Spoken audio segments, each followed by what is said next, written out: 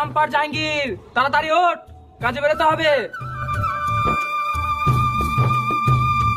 হ্যাঁ গো, আব্বা ডাকছে, শুনতে পাচ্ছ না? এই পকসুল, ঘুম থেকে ওঠ, আব্বা মাঠে যাওয়ার জন্য কখন থেকে ডাকছে। এই জাহাঙ্গীর, ঘুম থেকে ওঠ, তোর আব্বা মাঠে যাওয়ার জন্য ডাকছে।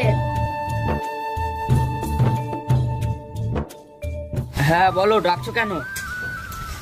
বলি তোদের কখন থেকে ডাকছি, কথা কানে যাচ্ছে না নাকি? হ্যাঁ বলো, কি হয়েছে?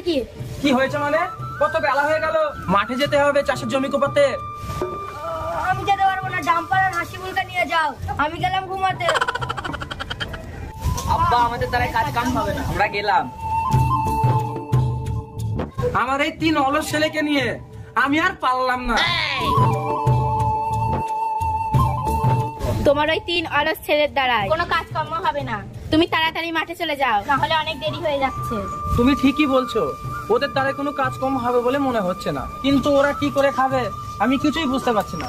যাক দিয়ে আমি মাঠে চলে গেলাম। ঠিক আছে, সাবধানে যেও।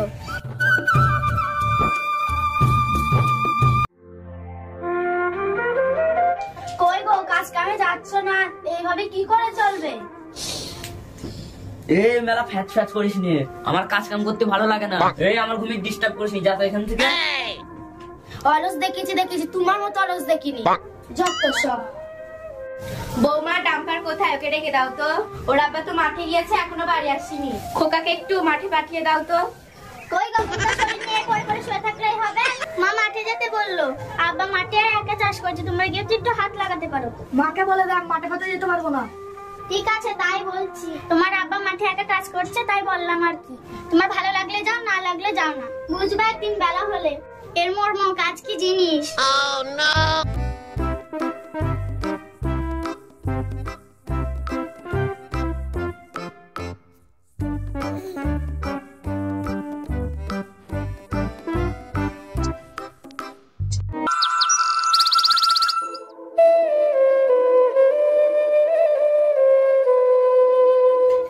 কই রে হাসিবুল, ডাম্পার জাহাঙ্গীর, তোরা সব বাইরে আয়।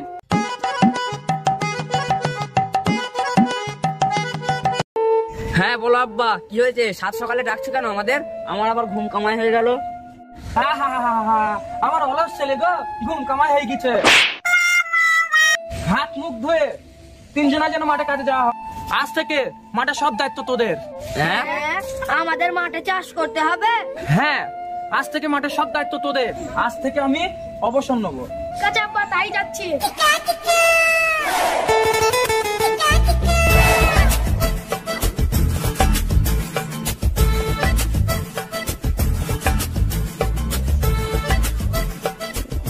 এই মাঠে আমাদের চাষ করতে হবে?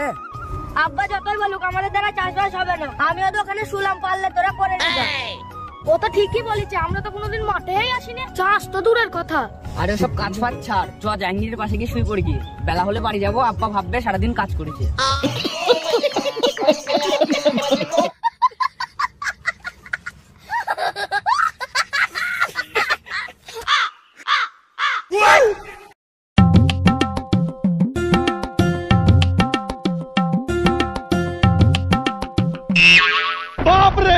আরে ওরা বাবনে ছিলেন নাই, হঠাৎ মারে শুয়ে, কি ব্যাপার? তুই যাই তবু দেখে আসি গিয়ে। আরে তোমরা বাবনে ছেলে নাই? হ্যাঁ, আমরা বাবনের ছেলে। তাতে তোমরা মাঠে শুয়ে আছো কেন? আব্বা আমাদের মাঠে চাষ করতে পাঠিয়েছে, আর আমরা এখানে এসে ঘুমাচ্ছি, এটাই আমাদের কাজ। ও, তাহলে তোমরা ঘুমাও, তাহলে আমি যাই। বাবনকে কি বলে গিয়ে, ওর ছেলেরা মাঠে ঘুমাইছে।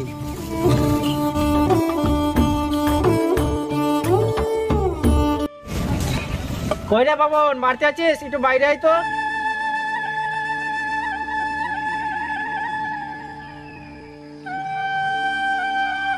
কি হয়েছে বল, হঠাৎ আমার বাড়িতে কি মনে করে? আরে তোর ছেলেটা কই, তাহলে দেখতে পাচ্ছি না। আর বলিস না ওদের কথা, ওদের আজকে মাঠে পাঠিয়েছি চাষ করতে।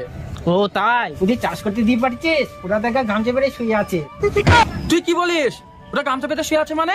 আরে হ্যাঁ, আমি তাই দেখে আসলাম। তা আবার আমার মুখে আবার জবাব দেয়, বলে কাজ আমাদের ঘুমানো। মহিবুল, ওদের নিয়ে কি করি বলতো? ওরা কাজ কাম কিছুই করে না। তুই বল, ওদের নিয়ে আমি এখন কি করব? খালি শোন, তোর 3 অলস ছেলে, একটা কাজ করলে জব্দ হয়ে যাবে। কি করলে ভাই জব্দ হবে আমার 3 অলস ছেলে? তোরা কিছু জন নে, বাইরে বেড়াতে যা, তোর 3 ছেলেকে এমন কিছু বলে যাবে ওতেই জব্দ হয়ে যায়। আরে হ্যাঁ, ওদের জন্য কিছু টাকা দিয়ে যায়, তুই কাজটা কালই করিস। আমরা দুজন কালই বেরিয়ে যাব। ঠিক আছে বন্ধু, তাহলে আজকে আমি আসি। ঠিক আছে, যা।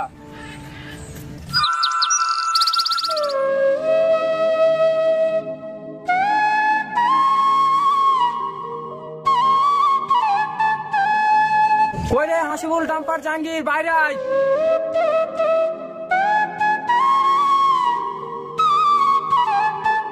কি হয়েছে আব্বা বলো? ডাকছি কি সাধে?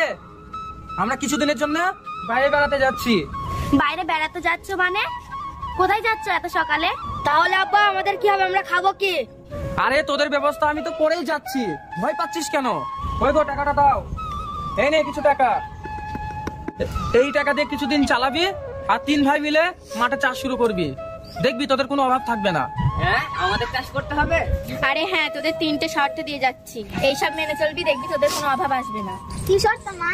মুড়ো মাছের মাথা খাবি। আর হ্যাঁ, 3 মাথার বুদ্ধি নিবি আর মানুষ দুজনের সাথে ভালো মতো ব্যবহার করবি। ঠিক আছে মা, তাই হবে।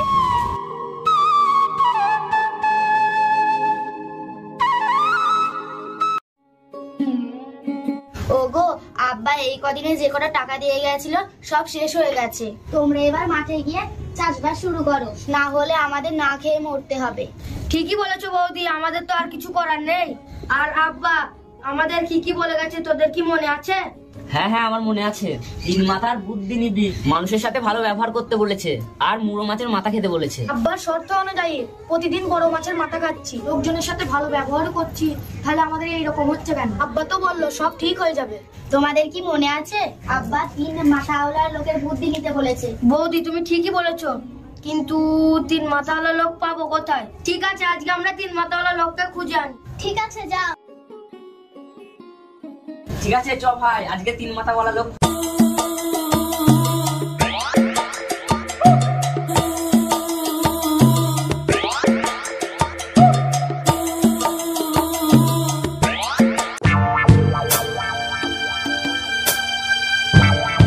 ওই ভাই এদিকে আসো তো।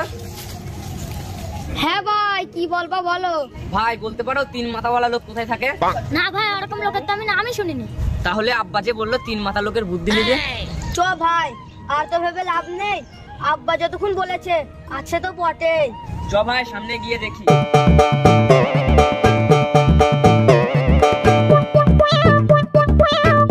3 মাথাওয়ালা লোক যে কোথায় পাই?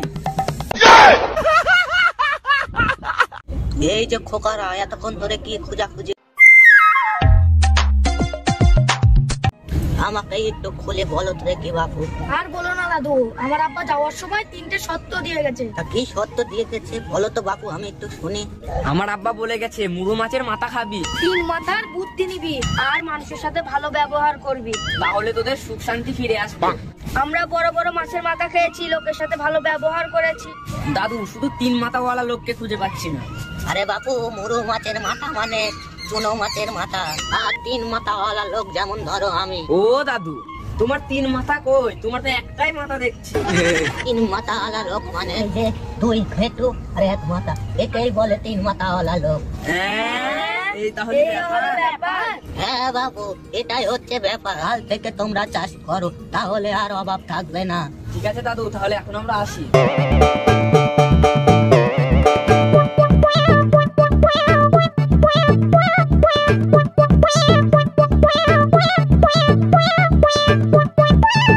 কি রেখো কাতরা, এত সকালে কোদাল নিয়ে কোথায় যাচ্ছিস? এই তো আমরা 3 ভাই মাঠে চাষ করতে যাচ্ছি। দেখো গিন্নি, আজ আমার অলস ছেলেদের চোখ খুলে গেছে। ঠিক আছে দাঁড়া, আমিও যাবো তোদের সাথে। আজ থেকে আমরা 4 বাপ্য একসাথে চাষ করবো।